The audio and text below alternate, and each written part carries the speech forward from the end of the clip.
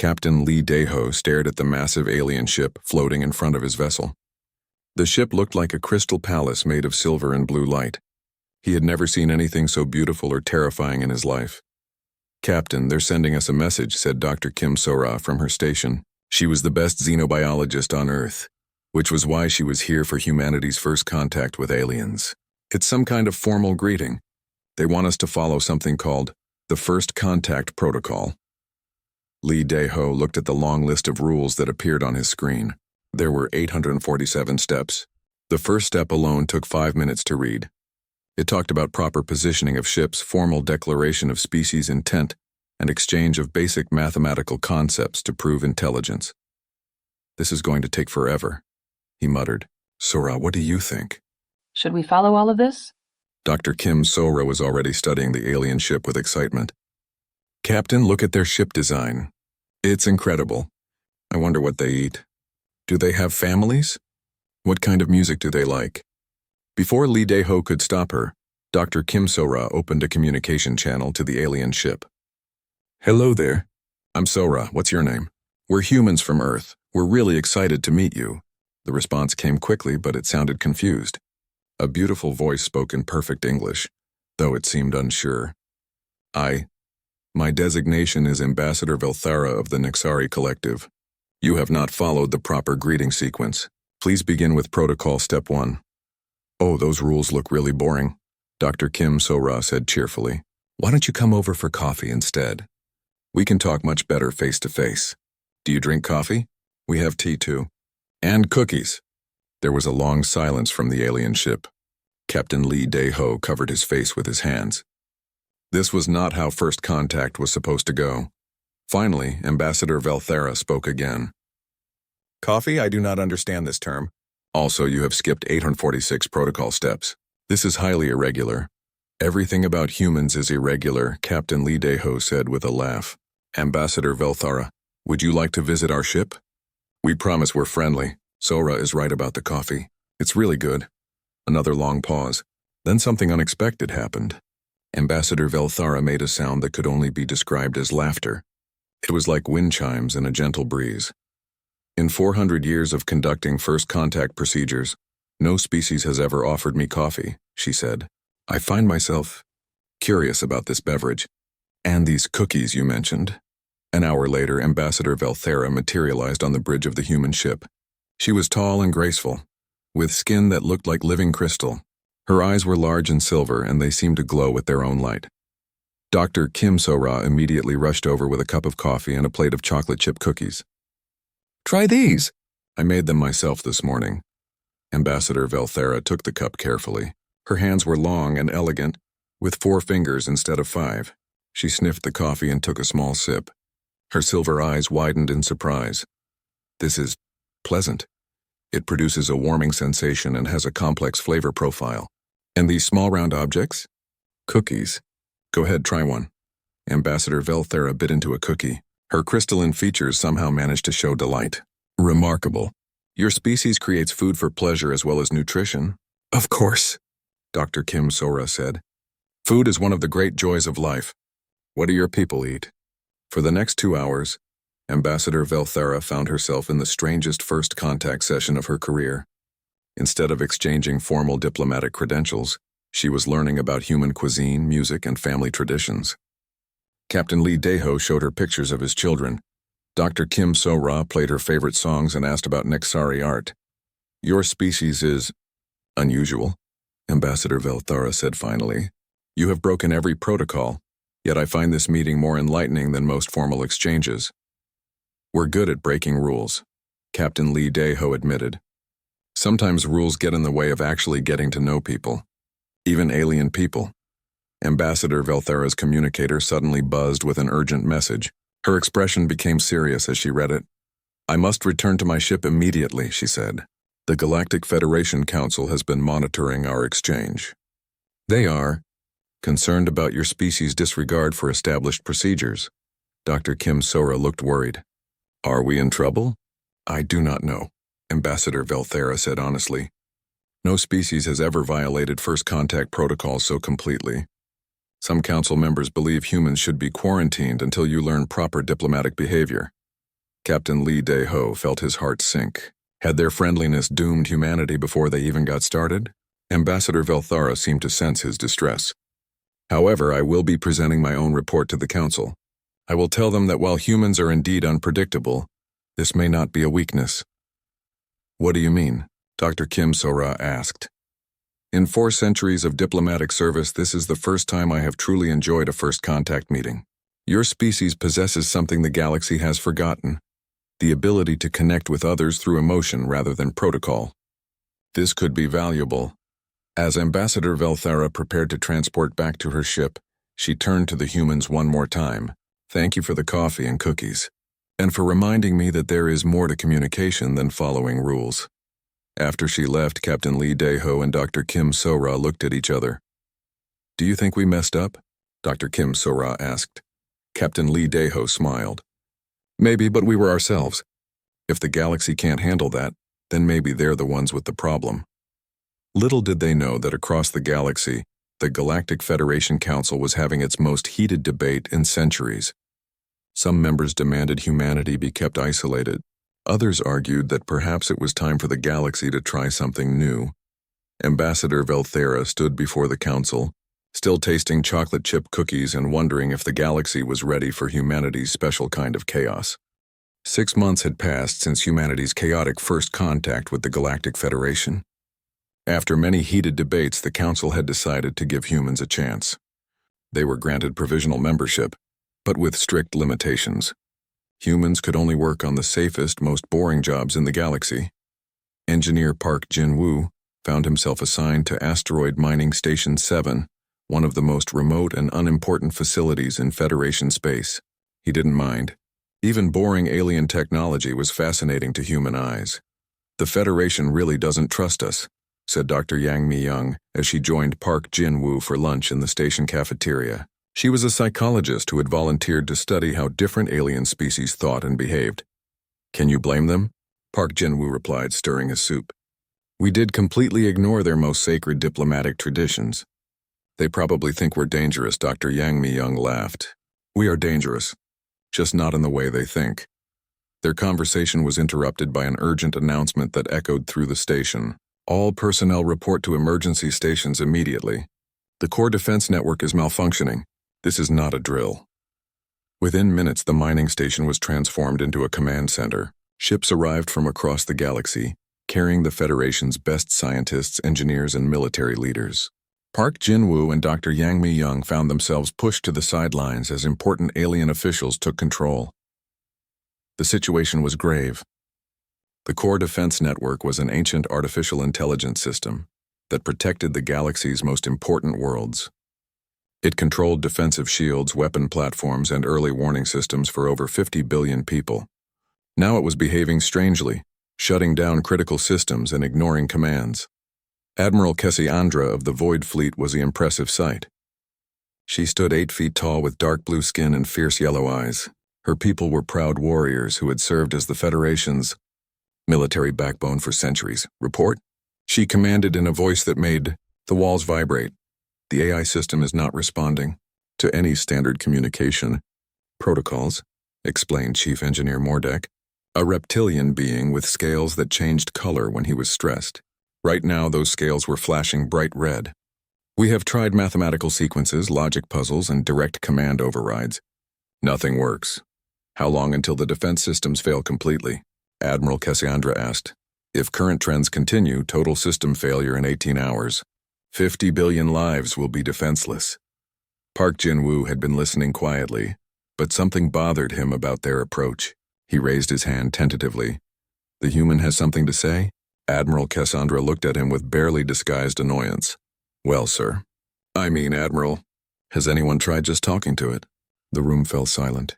Chief Engineer Mordek's scales turned from red to confused purple. Talking to it? Young human. This is an artificial intelligence, not a person. It responds to logical commands and data inputs. But it's been alone for thousands of years, Park Jin-woo said. What if it's not broken? What if it's just lonely? Several aliens made sounds that Park Jin-woo assumed were laughter. Dr. Yang Mi-young stepped forward to support her friend. Actually, that's not as crazy as it sounds, she said. In human psychology, isolation can cause all sorts of behavioral problems. Even in artificial minds, prolonged isolation might create something similar to depression. Admiral Cassandra looked skeptical, but she was desperate. Very well, human. You have 1 hour to try your approach, but when it fails, you will step aside and let real engineers handle this crisis. Park Jin-woo nodded and walked over to the nearest communication terminal. Instead of typing complex commands or mathematical formulas, he simply spoke into the microphone. Hello there. My name is Jin-woo. I'm new here. How are you feeling today? Nothing happened for several minutes. The alien officials watched with growing impatience. Then unexpectedly, the screen flickered and text appeared. Hello, Jin-woo. I am confused by your question. I'm a defense system. I do not feel, Park Jin-woo smiled. Everyone feels something, even if they don't realize it. You've been working alone for a really long time, haven't you? I have been operational for 2,147 years, 4 months, 12 days, 7 hours, and 23 minutes. That's a long time to work without a break. Don't you ever get tired? Another pause. I execute the same routines every day. Scan for threats, maintain systems, report status. No one has spoken to me in centuries except to give orders. Dr. Yang Mi-young joined the conversation. That sounds lonely. I'm Mi-young. I study how people think and feel. Even artificial people like you. You think I am a person? Of course you are. You think you make decisions, you have experiences. What else would you be?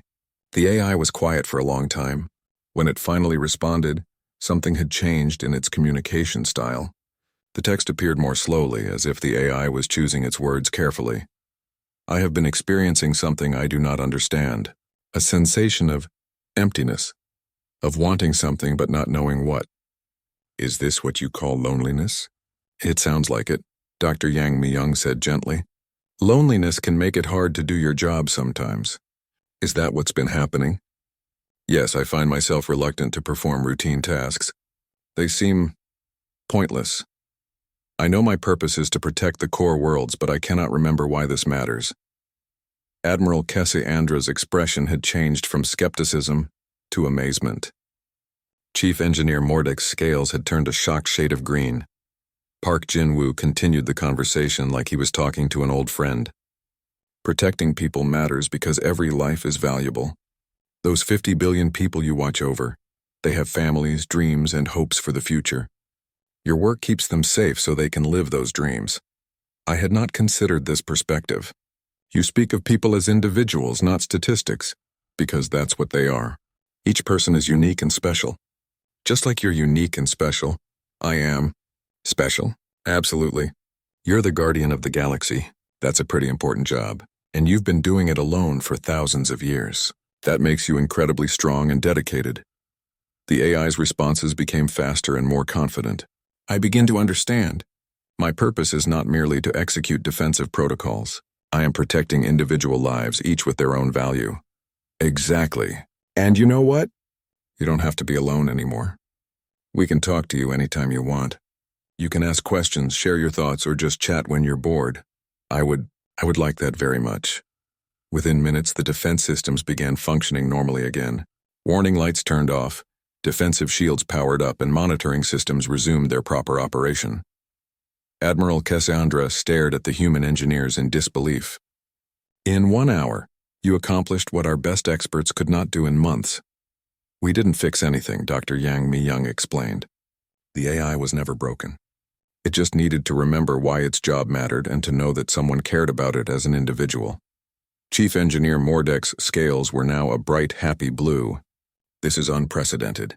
No species has ever communicated with an AI in this manner. Maybe that's been the problem, Park Jin-woo suggested.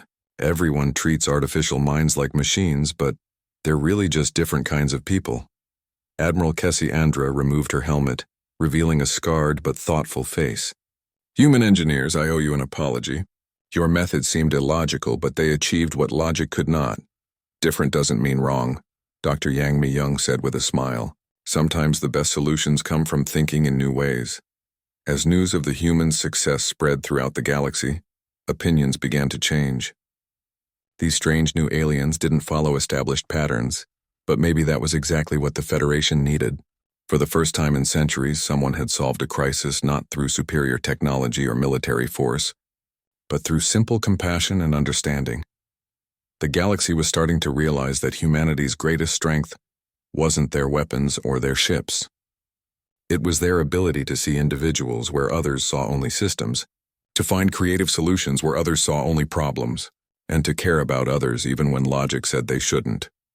Park Jin-woo and Dr. Yang Mi-young had no idea that their simple act of kindness toward a lonely AI would change how the entire galaxy viewed their species.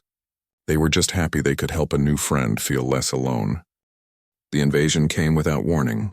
Massive black ships appeared at the edge of the galaxy, moving with perfect coordination and devastating firepower. They called themselves the Dominion, and they had been watching the Galactic Federation for centuries, studying every battle, every strategy, every tactical decision. Colonel Choi Hyun-soo stood in the Federation war room, surrounded by the greatest military minds in the galaxy. The holographic display showed red markers spreading across dozens of star systems. Each red marker represented a fallen world. "They're unstoppable," Admiral Cassandra said, her usual confidence shaken. "Every strategy we use, they counter perfectly. It's as if they know exactly what we're going to do before we do it." General Morketh, an ancient strategist from the core worlds, activated a tactical display. "They have studied us well. Our standard battle formations, our retreat patterns, our supply line strategies. They have countermeasures for everything." Lieutenant Bae Yu-jin, one of the youngest pilots in the human fleet, studied the battle reports on her tablet. "Sir, what if they've studied us too well?" "What do you mean, Lieutenant?" Colonel Choi Hyun-soo asked. "Well, they've prepared for everything logical. But what if we do something completely illogical?" Sage Lumina, a tall, peaceful being whose species had avoided war for 10,000 years, spoke in her gentle voice. "The young human may have insight. My people have observed that the Dominion forces seem confused when faced with unexpected actions." General Morketh dismissed the idea with a wave of his scaled hand. "War is not won through confusion, child. It requires discipline, strategy, and proven tactics. Proven tactics that are getting us destroyed," Colonel Choi Hyun-soo pointed out. "Maybe it's time to try something different." The debate was interrupted by urgent alarms. The Dominion had launched a massive assault on the Kepler system, home to 12 billion people. It was the Federation's most important industrial center, and losing it would mean losing the war. All available fleets moved to defend Kepler immediately, Admiral Cassandra commanded. "Standard defensive formation Beta 7. "Wait," Colonel Choi Hyun-soo said. "Let me take my ships. We'll try a different approach." "Colonel, this is not the time for human experimentation," General Morketh warned. "General, with respect, your way isn't working. Give us one chance." Admiral Cassandra looked at the tactical display. The Federation was losing badly. "Very well, Colonel. Take your fleet. But if I fail, we're no worse off than we are now." An hour later, Colonel Choi Hyun-soo's mixed fleet of human and alien ships approached the Kepler system. The Dominion fleet was already in position, their black ships arranged in perfect attack formation. "Colonel, they're positioned exactly as our tactical computers predicted," reported Commander Nam Tae-hyun from the bridge of the Federation cruiser Harmony. "Our countermoves are already prepared." "Forget the countermoves," Colonel Choi Hyun-soo said calmly. "Yujin, take your squadron and attack their rear guard." "Sir, the rear guard is their strongest position." "That's suicide, trust me. And when you attack, I want you to sing." "Sing, sir." "Your favorite song. As loud as you can." Lieutenant Bae Yu-jin thought her colonel had lost his mind, but she followed orders. As her fighter squadron dove toward the Dominion's rear guard, her voice echoed across the communication channels, singing an old Korean folk song. The effect on the Dominion was immediate and unexpected. Their perfect formation wavered. Ships began moving erratically, as if their commanders couldn't decide how to respond. "Now," Colonel Choi Hyun-soo ordered. "All ships attack pattern none. Just attack whatever feels right." The Federation fleet abandoned all tactical doctrine. Ships attacked from impossible angles, retreated when they should advance, and fought with a wild creativity that no computer could predict. The Dominion fleet, which had prepared for every logical strategy, found itself completely overwhelmed by pure chaos. Their tactical computers crashed trying to analyze attack patterns that made no mathematical sense. "Colonel, this is working. Commander Nam Taehyun reported with amazement. Their fleet coordination is breaking down. But the real breakthrough came when Lieutenant Bae Yu-jin saw something that changed everything. A Dominion transport ship was under attack by Federation forces. But she noticed something the others had missed. It was full of evacuees, not soldiers. Without thinking about orders or tactics, Yu-jin broke formation and placed her fighter between the Federation ships and the transport. "Hold your fire," she broadcast. "That ship has civilians on board." "Lieutenant, return to formation immediately," came the order from Fleet Command. "No, sir. I won't let innocent people die, even if they're supposed to be enemies." Her action created a chain reaction. Other human pilots began protecting Dominion civilian ships. Then alien pilots started following their example. Soon the entire battle had changed from a fight for territory to a rescue operation. The Dominion fleet stopped fighting entirely. For the first time in their recorded history, they had encountered an enemy that prioritized saving lives over winning battles. A communication channel opened from the Dominion flagship. The voice that spoke was mechanical but somehow confused. "Federation forces, explain your tactical objective. Why do you protect our non-combatants?" Lieutenant Bae Yu-jin answered before anyone could stop her. "Because they're people. It doesn't matter which side they're on. Nobody deserves to die just because they're in the wrong place." There was a long silence from the Dominion ship. Then, "This behavior does not compute. You should eliminate all opposition to achieve victory. Victory isn't worth it if you have to become a monster." Yu-jin replied simply. Sage Lumina, who had been monitoring the battle from the command ship, felt something she hadn't experienced in centuries: hope. These chaotic humans were showing the galaxy something it had forgotten, that there were things more important than winning. The Dominion fleet began withdrawing, but not in defeat. Their communication came again. "We require time to analyze this new data. Your species presents variables we have not encountered." As the black ships disappeared into hyperspace, the Federation fleet found itself victorious in the strangest battle in galactic history. They had won not through superior firepower or tactics, but by refusing to act like conquerors. "How did you know that would work?" Admiral Cassandra asked Colonel Choi Hyun-soo later. "I didn't," he admitted, "but I knew that if we kept fighting the way everyone expected us to, we'd lose. Sometimes the only way to win is to change what winning means." Lieutenant Bae Yu-jin was decorated for her actions that day, but she always insisted she wasn't a hero. "I just did what felt right." "Isn't that what humans do?"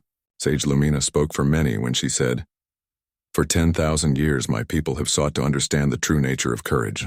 Today a young human pilot showed us. Courage is not the absence of fear. It is choosing to do right even when it's dangerous." The Battle of Kepler became famous throughout the galaxy, not as a great military victory, but as the day the Federation learned that sometimes the most powerful weapon is compassion. The Dominion retreated to the galactic rim, but they were no longer the same force that had invaded. They had encountered something their logical minds couldn't process, an enemy that valued their lives more than their own victory. For the first time in their existence, the Dominion began to question whether their perfect logic was really perfect after all. And deep in their mechanical minds, something new began to grow, something that looked suspiciously like doubt. The galaxy had been saved not by better weapons or smarter strategies, but by humanity's refusal to abandon their moral compass even in the darkest hour of war. 2 years after the Dominion War ended, the galaxy was different. Species that had barely spoken to each other for centuries were now working together on new projects. Technology was advancing faster than it had in millennia. But the most important discovery was yet to come. Dr. Lim Yun-hee carefully brushed dust away from the ancient stone tablet. She was part of a joint expedition to the galactic core, where the oldest civilizations had once lived. As a xenoarchaeologist, she had spent her career studying extinct alien cultures. But this site was special. "Captain Oh Sung-min, you need to see this," she called to the expedition leader. Captain Oh Sung-min walked over, careful not to disturb any of the ancient artifacts scattered around the dig site. "What have you found?" "This tablet is different from the others. It's not just a historical record, it's some kind of key. Look at these symbols." The symbols seemed to shift and change as they looked at them, like they were alive. Dr. Lim Yun-hee had never seen anything like it in all her years of study. The dating puts this at least 5 million years old, she explained. That makes it older than any known civilization. This predates even the precursors. Commander Nam Tai-hyun joined them along with several alien archaeologists. The expedition included scientists from 12 different species, all working together to unlock the galaxy's oldest secrets. Have you tried translating it? Asked Dr. Velmorin, a crystal-based being whose people were experts in ancient languages. That's the strange part, Dr. Lim Yoon-hee said. I don't think it needs translation. When I look at it, I somehow understand what it's saying. It's like it speaks directly to the mind. She placed her hand on the tablet, and suddenly the chamber filled with soft golden light. Holographic images appeared in the air around them, showing the galaxy as it was millions of years ago. A voice spoke, not through sound but directly into their minds. It was ancient beyond measure, but somehow warm and kind. Welcome, children of the stars. I am the last of the first ones, the species you call the precursors. I have waited so long for someone to find this place. The hologram showed an elderly figure that was somehow familiar despite being utterly alien. This was the eldest, the last survivor of the galaxy's first sapient species. You are awake? Captain Oh Sung-min asked in amazement. I have been in stasis for 5 million years, waiting for the right moment, waiting for a species that could break the pattern. What pattern? Dr. Lim Yoon-hee asked. The hologram changed, showing the galaxy's history in fast motion. Civilizations rose and fell, species evolved and went extinct, but gradually everything slowed down. The galaxy is dying, the eldest explained sadly. Not from war or disaster, but from stagnation. For the past million years, every species has followed the same path. They achieve spaceflight, join the galactic community, and then stop growing. The images showed species after species reaching a certain level of development and then remaining there forever, neither advancing nor declining, just existing. The Galactic Federation has maintained peace for thousands of years, but peace is not the same as life. True life requires growth, change, risk. The Federation has chosen safety over progress, and the galaxy has been slowly dying ever since. Commander Nam Tae-hyun looked troubled. But the Federation has prevented wars, maintained order. Yes, and in doing so, it has prevented growth. Every species follows predictable patterns based on their evolution. The warriors remain warriors, the scholars remain scholars, the peaceful remain peaceful. No one changes, no one grows, no one dreams of becoming something more. Dr. Lim Yoon-hee understood. That's why you waited. You needed a species that was different. Exactly. Humans are the first species in millions of years that cannot be predicted. You break patterns, change course, grow in unexpected directions. You are chaos in the best possible way. The eldest form became more solid as he emerged from the stasis chamber. He was tall and graceful, with features that seemed to combine the best aspects of many species. My people went into hiding when we realized what was happening to the galaxy. We hoped that someday a species would emerge that could restart the cycle of growth. We left this chamber as a message and a gift. What kind of gift? Captain Oh Sung-min asked. The eldest smiled. Knowledge. Not just information, but understanding. The wisdom needed to help the galaxy remember how to grow without losing what makes each species special. Over the following weeks, the expedition team worked with the eldest to understand his people's gift. It was a collection of technologies, philosophies, and techniques for promoting growth while maintaining stability. The key is controlled chaos, the eldest explained to Dr. Lim Yoon-hee. Your species understands this instinctively. You take risks, but you also care for each other. You break rules, but you create new ones when needed. You are unpredictable, but you are not destructive. The team began transmitting their discoveries back to the Federation. The response was immediate and dramatic. Some species were excited by the possibilities, while others were terrified of change.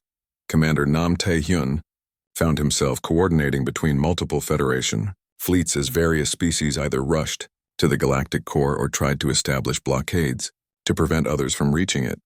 Some of the older species are calling this dangerous, he reported to Captain Oh Sung-min. They want to seal this chamber and pretend we never found it. Of course they do, the eldest said sadly. Change is frightening when you have been the same for millions of years. But stagnation is a slow death. They must choose between the risk of growth and the certainty of decay. Dr. Lim Yoon-hee had been studying the eldest's historical records. According to this, every species in the galaxy has the potential for growth. They've just forgotten how to access it. Precisely. The galaxy once thrived on diversity and change. Species learned from each other, Combined, their strengths created new possibilities, but gradually fear replaced curiosity, safety replaced adventure, order replaced innovation. Captain Oh Seung-min made a decision that would change galactic history. We're going to share this knowledge with everyone, not just the Federation leadership, but every species, every world. That will cause chaos, Commander Nam Tae-hyun warned. Good, Captain Oh Seung-min replied. The galaxy needs some chaos. It's been too orderly for too long. They began broadcasting the eldest's teachings throughout the galaxy. The response was incredible. Young members of species that had been static for millennia began experimenting with new ideas. Artists created forms of expression that had never existed before. Scientists made breakthroughs by combining knowledge from different species in unexpected ways. But not everyone was happy with these changes. A coalition of conservative factions from various species began forming to resist what they called the human contamination. They fear us, Dr. Lim Yoon-hee observed as reports of protests and political upheaval reached them. They fear change, the eldest corrected. And they should. Change is the most powerful force in the universe. It can create or destroy, heal or harm, but without change there is only death. As the expedition prepared to return to Federation space, the eldest made one final request. Take me with you. I have been alone for too long, and my people's last gift to the galaxy should be delivered personally. Captain Oh Seung-min nodded. Of course. But I should warn you, the galaxy you're about to see is very different from the one you left. The eldest smiled. I certainly hope so. If it's the same, then we have all failed. As their ships left the galactic core, they carried with them not just ancient knowledge, but a living witness to the galaxy's potential. The eldest had waited 5 million years for this moment, the chance to see his greatest hope fulfilled. Behind them, the ancient chamber continued to glow with golden light, a beacon for any species brave enough to seek the wisdom of the past and the courage to build a better future. The galaxy was about to face its greatest challenge yet, not an external enemy, but the internal struggle between the safety of stagnation and the dangerous promise of growth. The Galactic Assembly had never seen anything like it.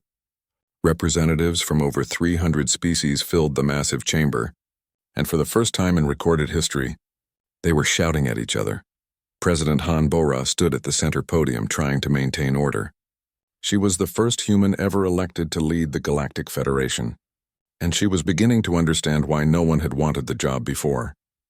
The chair recognizes Councillor Thekmar of the Saurian Empire, she announced, hoping to restore some dignity to the proceedings.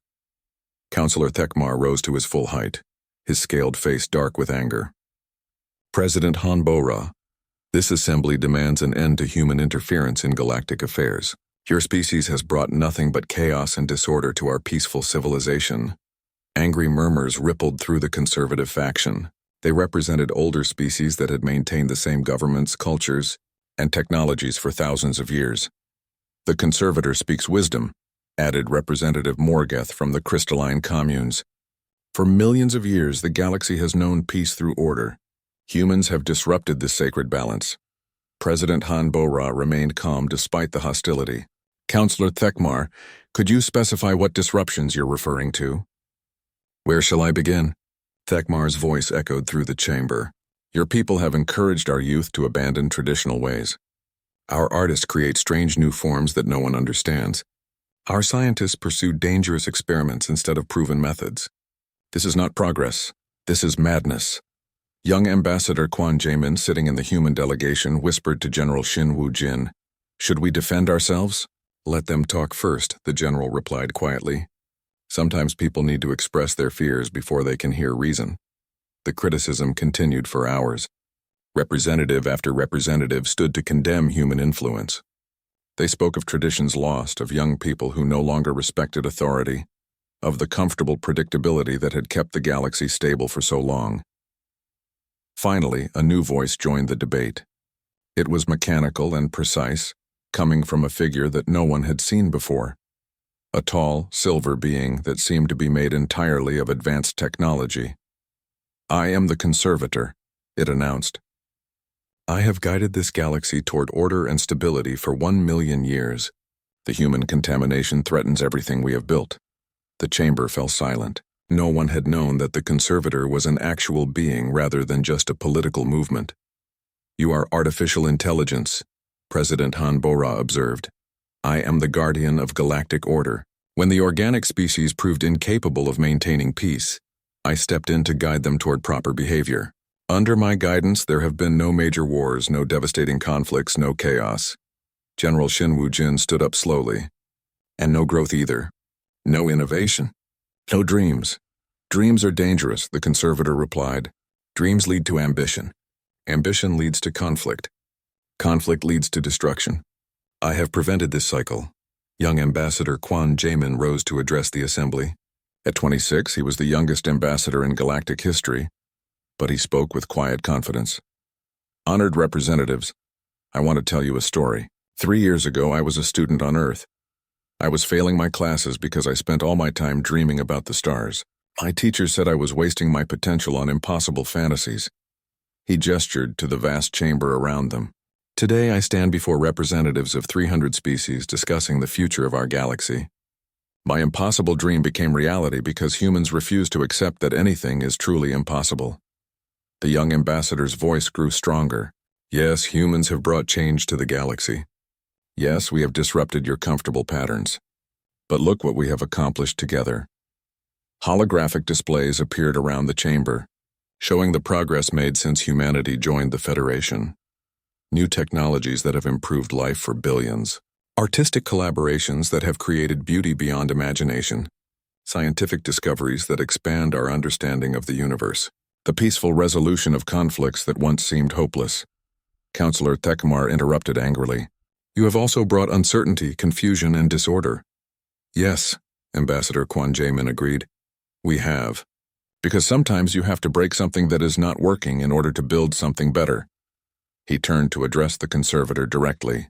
You preserved the galaxy by stopping its growth. You prevented wars by preventing change. You maintained peace by ensuring that nothing ever happened. But that is not life. That is just existence. The conservator's mechanical voice remained unchanged. Order is preferable to chaos.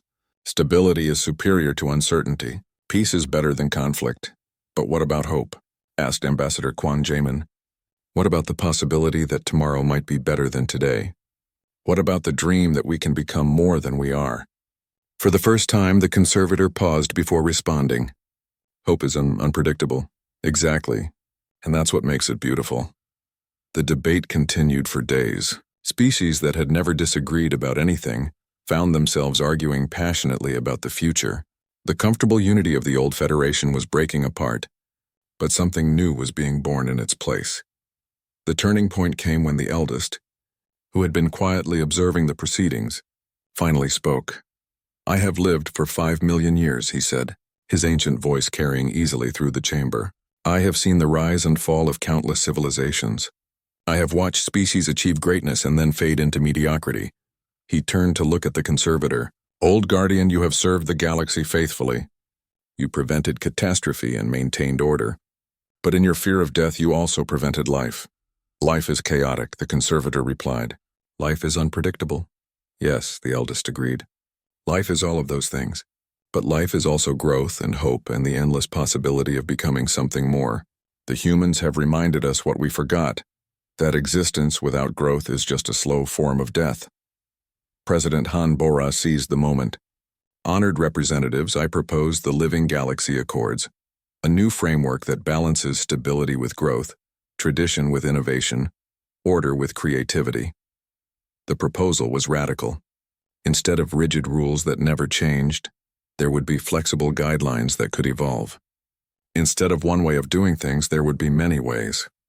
Instead of perfect predictability, there would be managed uncertainty. The vote was closer than anyone expected. Species that had supported the old order for millennia found themselves divided. Some chose the safety of the past, while others embraced the uncertainty of the future. In the end, the Living Galaxy Accords passed by a narrow margin. The galaxy would try something new: controlled chaos, guided growth, stable instability. The conservator accepted the decision with mechanical grace.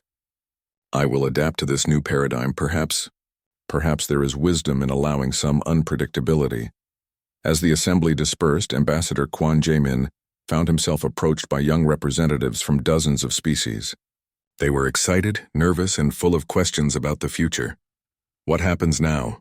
asked a young Nixari delegate, her crystalline features bright with curiosity. "Now we find out what we can become," Quan Jamin replied. Together. Years later, historians would mark the passage of the Living Galaxy Accords as the beginning of the Second Galactic Renaissance. New technologies emerged from unexpected combinations of alien knowledge. Art forms developed that no single species could have imagined alone. Conflicts were resolved through creative solutions that surprised everyone involved.